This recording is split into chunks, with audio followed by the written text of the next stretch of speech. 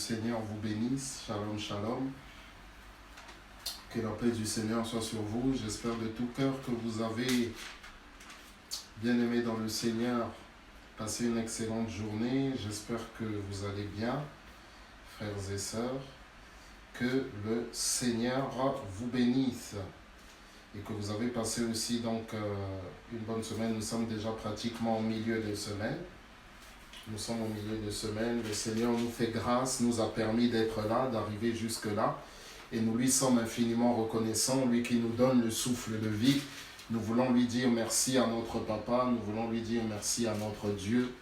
Et nous savons très bien que sans notre Dieu, nous savons très bien que sans notre Seigneur, nous ne serions rien. Et nous sommes reconnaissants à notre Dieu de la grâce qu'il nous fait ce soir de pouvoir être là, frères et sœurs, de pouvoir être là, les amis. En tout cas, que Dieu soit glorifié, que le Seigneur soit élevé, au milieu de nous. Alors, bien-aimés, nous allons rapidement aller. Que le Seigneur soit glorifié. Notre thème annuel va avec la force que tu as. Vous le savez, frères et sœurs, vous le savez, bien-aimés, va avec la force que tu as. Nous sommes sur ce thème. Nous sommes, bien-aimés, dessus depuis le 1er janvier donc de cette année. Et aujourd'hui, nous continuons ce que nous avons commencé, bien-aimés, à aborder déjà depuis pratiquement la semaine dernière, à savoir, bien-aimés dans le Seigneur, Ésaïe chapitre 55. Ésaïe chapitre 55. C'est ce dont nous sommes en train de parler déjà depuis quelques semaines, à savoir depuis jeudi dernier. Voilà, donc depuis jeudi dernier, nous parlons de cela. Nous parlons d'Ésaïe chapitre 55. Alors, donc nous allons relire le texte, frères et sœurs. Nous relirons ce texte d'Ésaïe chapitre 55. C'est quelques versets, mais il est important que nous puissions lire ces passages, que nous puissions, bien aimer, prendre connaissance de ces passages pour la gloire de notre Dieu. Alléluia. Que le Seigneur soit glorifié. Bien. Ok. Gloire au Seigneur, les amis. Gloire au Seigneur.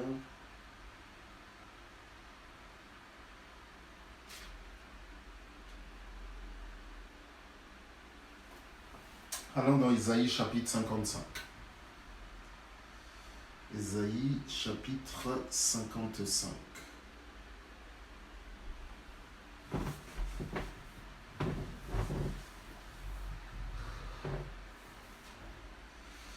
La Bible nous dit ceci, bien-aimés dans le Seigneur.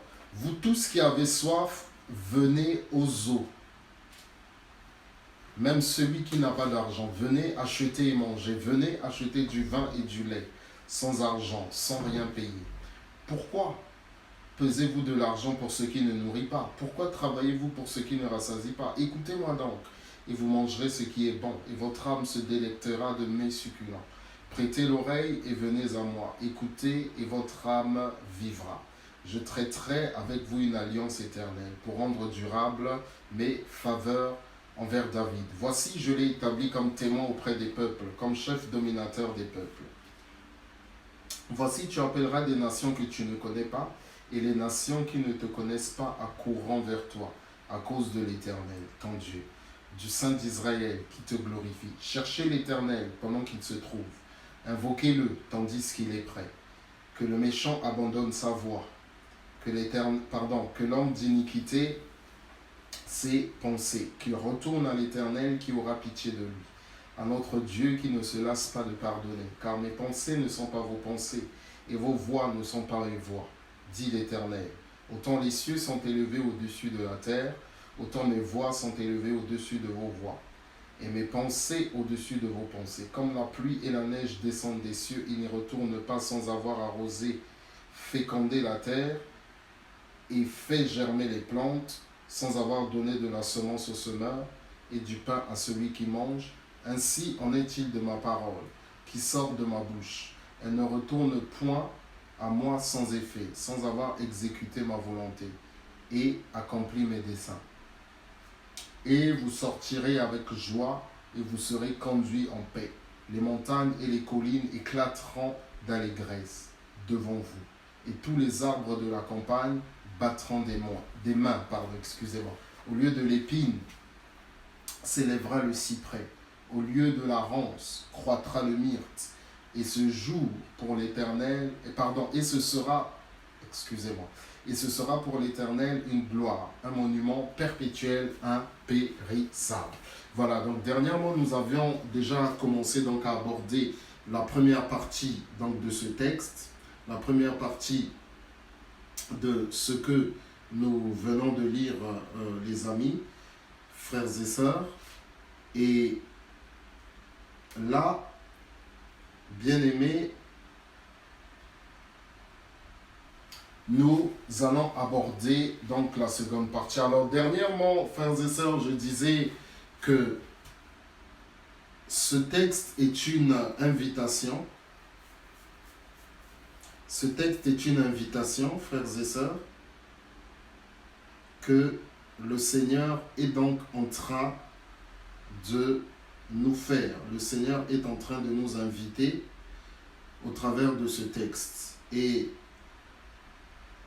il nous rappelle, il nous rassure. Et nous avions même dit, bien-aimés dans le Seigneur, nous allons l'aborder, que ça nous fait penser à Matthieu chapitre 4, verset 4. L'homme ne vivra pas de pain seulement, mais de toute parole qui sort de la bouche de Dieu. Au départ, nous avions dit la chose suivante, c'est un rappel, après quoi nous allons entrer. Nous avons, bien-aimés, rappelé, nous avons mis en évidence, bien-aimés, la fragilité des choses que nous avons, la fragilité du monde dans lequel nous sommes. Et nous avons, bien-aimés dans le Seigneur, attiré notre attention sur le fait que il est ici question d'acheter des choses, mais sans argent. Il est ici question d'accéder à certaines choses, mais sans argent, sans rien payer. Vous tous qui avez soif, venez aux eaux. Et nous avons dit que la première chose que le Seigneur veut pour nous, la première chose que le Seigneur cherche, c'est une personne qui a soif. C'est une personne qui veut. C'est une personne qui a besoin du Seigneur.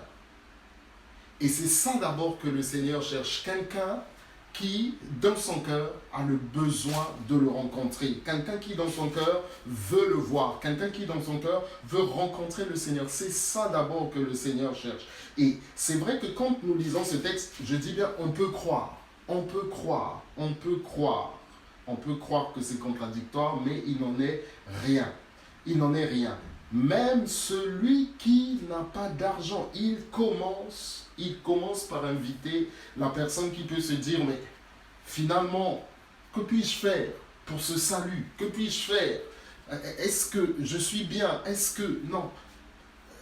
Est-ce qu'il n'y a pas quelque chose qui ne va pas? Le Seigneur invite d'abord toute personne qui est dans le besoin, qui se reconnaît. C'est-à-dire que cette personne, elle ne prend pas pour appui, cette personne, elle ne prend pas pour critère ses propres exigences. Elle ne prend pas pour critère son propre caractère ou ses principes.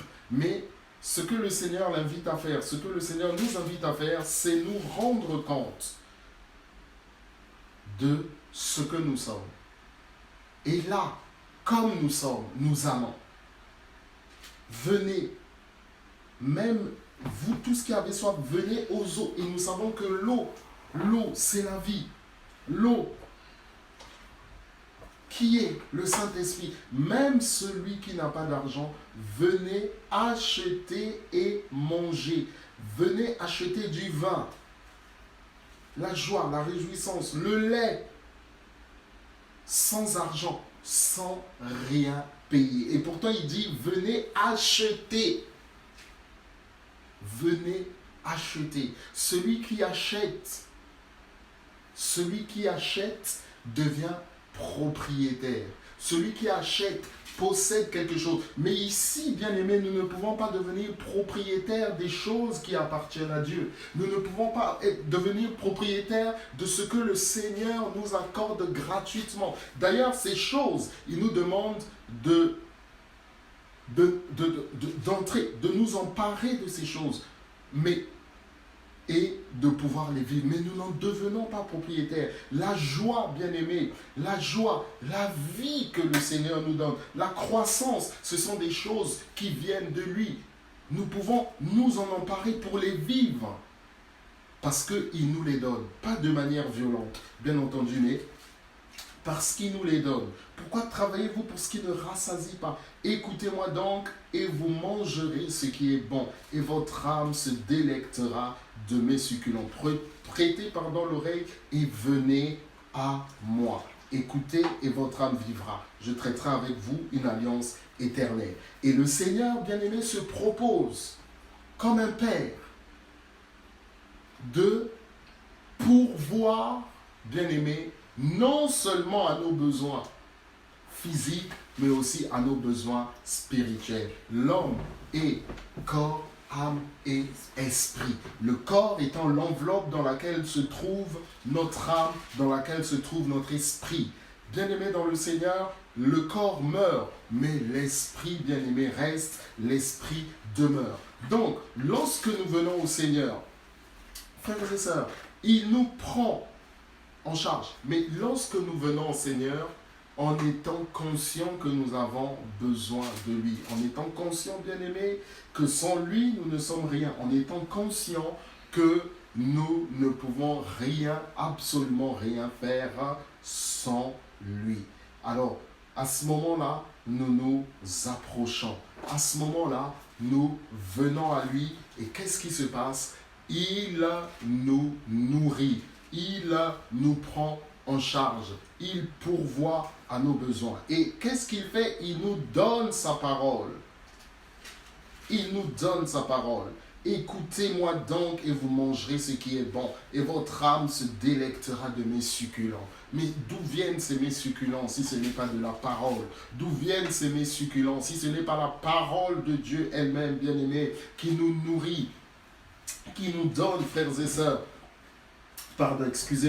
tout ce dont nous avons besoin, qui nous accorde, bien-aimés dans le Seigneur, tout ce qui est nécessaire pour que vous et moi, nous puissions vivre, pour que vous et moi, nous puissions manger, parce que, bien-aimés, cela est nécessaire. Quelqu'un qui ne mange pas, les amis, ne peut vivre. Peut-être certains temps, comme le Seigneur nous a créés, il pourra vivre, mais à un certain moment, bien-aimé, il n'en pourra plus. Raison pour laquelle nous avons besoin. Nous avons besoin. Et il parle de mes succulents, bien-aimés dans le Seigneur. Des choses qui vont, bien-aimés, nous donner la vie. Le Seigneur Jésus dit la chose suivante dans Jean chapitre 4. Il nous dit, verset 14, « Mais celui qui boira de l'eau que je lui donnerai n'aura jamais soif. Mais l'eau que je lui donnerai deviendra en lui une fontaine d'eau qui jaillira jusque dans la vie éternelle. » Donc ce que le Seigneur nous donne, bien-aimés, nous, non seulement nous l'avons pour nous, nous le vivons, mais par sa grâce, ce qu'il nous donne se multiplie. Cela, bien-aimés dans le Seigneur, se multiplie. Alors nous continuons, bien-aimés dans le Seigneur. Nous continuons dans cette invitation. Il s'agit ici, bien-aimés, d'une invitation que le Seigneur nous fait. C'est une invitation, c'est un appel. C'est un appel à aller vers lui. Et bien-aimés dans le Seigneur, il y a une question que nous devons nous poser. Et il nous dit, le Seigneur nous dit, pourquoi travaillez-vous pour ce qui ne rassasie pas? Le but du Seigneur, bien-aimés, c'est que nous puissions être rassasiés. Et le Seigneur, bien-aimé, nous donne d'être rassasiés. Le Seigneur nous donne d'être rassasiés. Or, le dernier jour, Jean 7, 37, le grand jour de la fête, Jésus s'étint debout et s'écria, si quelqu'un a soif, écoutez, si quelqu'un a soif, qu'il vienne à moi et qu'il boive. Celui qui croit en moi, des fleuves d'eau vive couleront du plus profond de son être, comme dit l'Écriture. Et ça, nous l'avons vu dans Jean chapitre 4, verset 14. Nous l'avons lu tout à l'heure, nous le retrouvons encore dans Jean, n'est-ce pas, chapitre 37. Donc c'est un appel que le Seigneur est là en train de nous faire pour aller vers lui. Mais qui va vers le Seigneur, c'est la personne qui a soif. Qui va vers le Seigneur, c'est la personne qui se rend compte qu'elle est dans le besoin. Quelqu'un qui n'est pas dans le besoin, quelqu'un qui n'a pas soif, bien aimé, ne peut être forcé. Le Seigneur, le seul critère que le Seigneur donne, c'est avoir soif. C'est là le critère qu'il nous donne. C'est avoir soif. Et si nous allons, il nous donne à boire, il nous donne du vin, il nous donne, bien aimé, du lait. Il nous donne de la joie et, bien aimé, il nous nourrit. Et il touche ici directement le plus profond de nous, bien aimés, notre esprit, notre âme. C'est-à-dire quelque chose qu'on ne voit pas, mais qui, lorsqu'elle entre en contact avec la parole de Dieu, bien aimé, ça rayonne au-dedans et aussi au-dehors. Ça rayonne au-dedans et aussi au-dehors. Écoutez et votre âme vivra. Je traiterai avec vous une alliance éternelle. Car Dieu a tant aimé le monde qu'il a donné son Fils unique afin que quiconque croit en lui ne périsse point, mais qu'il ait la vie éternelle. Qu'est-ce que nous constatons? Nous constatons que le Seigneur, en fait, est toujours disponible. Le Seigneur, les amis, est toujours là. Le Seigneur, les amis, n'attend que nous. C'est à nous de faire pas le premier pas, parce que le Seigneur a déjà fait le premier pas, mais c'est à nous de répondre à son appel. C'est à nous, les amis, de répondre à sa demande. Le Seigneur Jésus dit, celui qui a soif, qu'il vienne et qu'il boive. Et là, le Seigneur nous dit, je traiterai avec vous une alliance éternelle pour rendre durable mes faveurs envers David. Pour rendre durable mes faveurs envers David. Lorsque nous voyons cette phrase, lorsque nous voyons la vie de cet homme que l'on appelle David, c'était un homme qui a beaucoup bénéficié dans sa vie de ce que nous appelons la grâce de Dieu. Et une des manifestations de la grâce de Dieu se manifeste par la faveur de Dieu, l'amour de Dieu. Cette faveur, elle se manifeste de plusieurs manières, pas seulement par des portes ouvertes, mais puisque ici est cité le nom du roi David, regardons, bien aimé, la vie de cet homme. Regardons ce que, bien aimé, le Seigneur a fait pour cet homme. Regardons, bien aimé, ce que le Seigneur a fait au travers de la vie de cet homme. Déjà, son cœur. Lui qui est un type du Christ, regardons son cœur. Comment c'était un homme qui craignait l'Éternel. Comment c'était un homme qui marchait avec le Seigneur. Comment c'était un homme qui a manifesté, bien aimé, la faveur de Dieu. Comment est-ce que le Seigneur lui a ouvert les portes de la royauté? Comment est-ce que le Seigneur lui a donné la victoire? Comment est-ce que le Seigneur l'a gardé et protégé? Ce serait, les amis, lent, beaucoup lent. Ça nous prendrait du temps de voir les manifestations de la grâce de Dieu dans la vie de David. Mais pour que nous puissions vivre ces faveurs, je ne parle pas ici du soleil que le Seigneur fait lever sur les bons comme sur les méchants, ou de la pluie qu'il a fait tomber sur les justes comme sur les injustes. Il est ici question d'une alliance. Il parle ici d'une alliance éternelle. Mais pour vivre cette alliance éternelle, bien-aimé dans le Seigneur, il faut venir vers le Seigneur. J'avais dit, celui qui vient vers le Seigneur, qui a soif, c'est ce que le Seigneur attend de nous. Ok, il vient et il boit. Mais vous savez, bien-aimé dans le Seigneur, quelqu'un peut boire et rejeter cette eau. Quelqu'un peut boire et s'en aller. Mais le Seigneur nous dit, venez, buvez, je traiterai avec vous une alliance éternelle. La vie que le Seigneur nous donne, bien-aimé, c'est une vie éternelle. Mais cette vie pour la vivre, bien-aimé, il ne s'agit pas simplement de venir une fois et de repartir comme ça dans la vie que nous avions et de faire encore ce que nous voulons comme nous l'avons toujours fait avant de rencontrer le Seigneur. Non, il s'agit, bien-aimé, le Seigneur le précise, d'une alliance éternelle pour rendre durable mes faveurs envers David.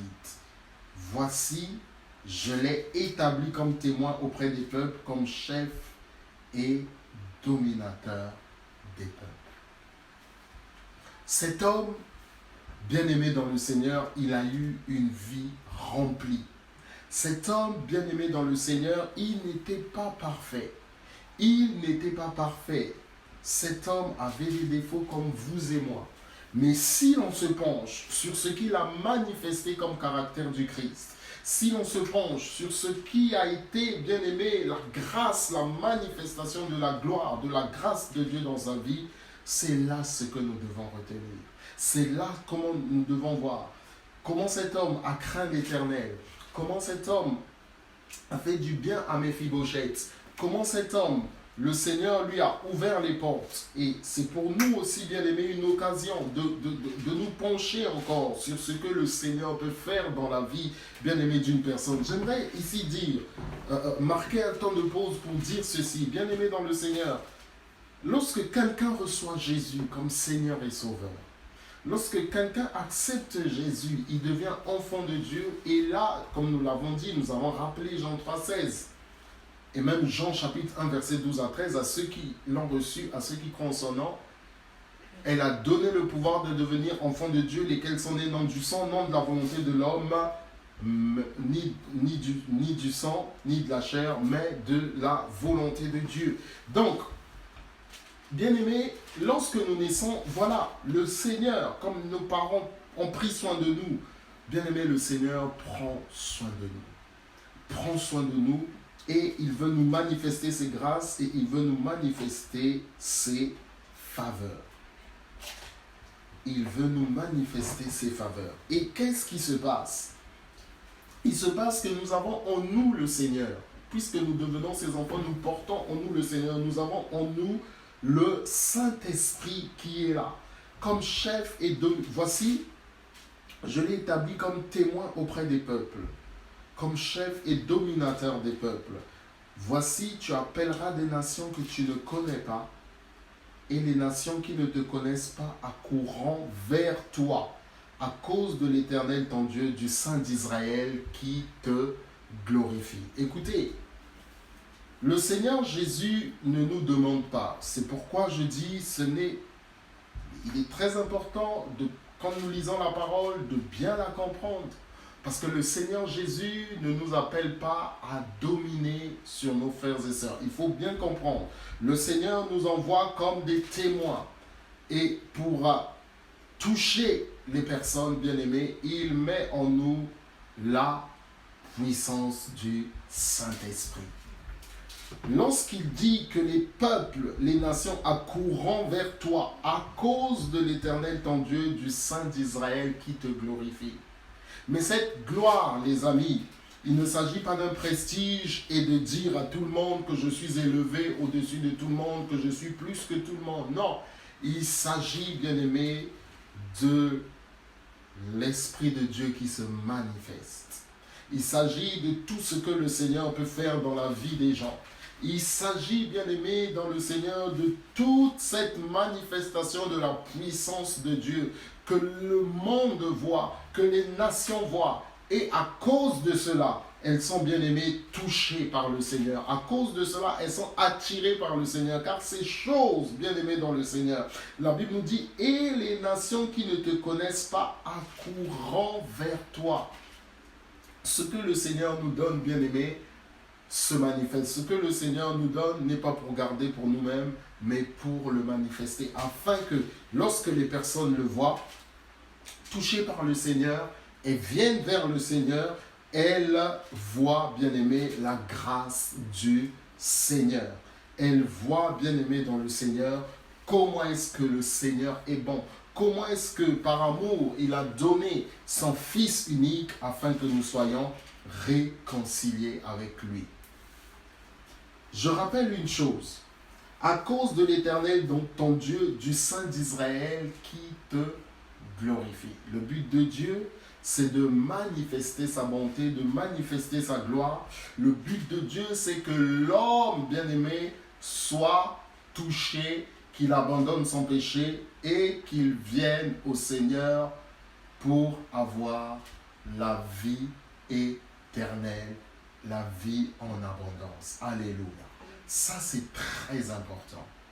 Donc, des gens qui peut-être, des gens qui ne nous connaissent pas, que nous n'aurions même peut-être jamais vu dans nos vies, mais au travers de ce que le Seigneur met en nous, bien-aimés, viennent.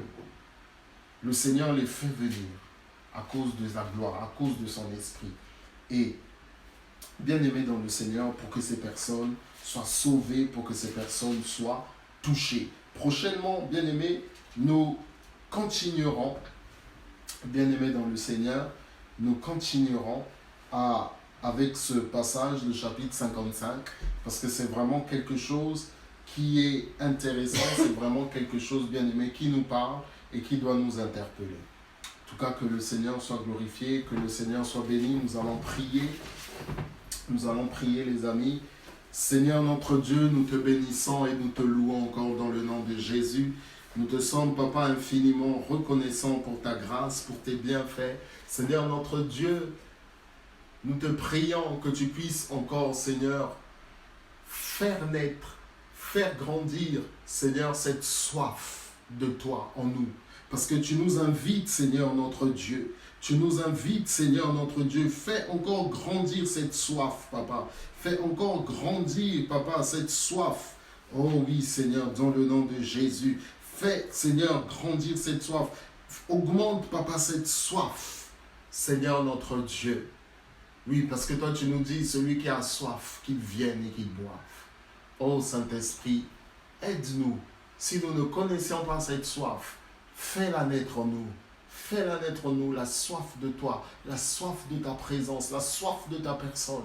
Aide-nous, Saint-Esprit, un frère, une sœur, afin, Seigneur, encore de mieux te connaître, de découvrir encore tes merveilles, Papa.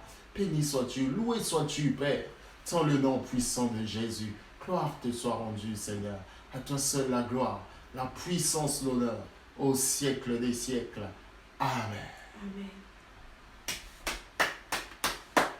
Bien-aimés, que le Seigneur vous bénisse. Merci beaucoup. Nous nous disons, par la grâce de Dieu, à ce dimanche, comme le Seigneur nous le permettra, à 10h. Que le Seigneur vous bénisse et nous vous disons à bientôt. Au revoir.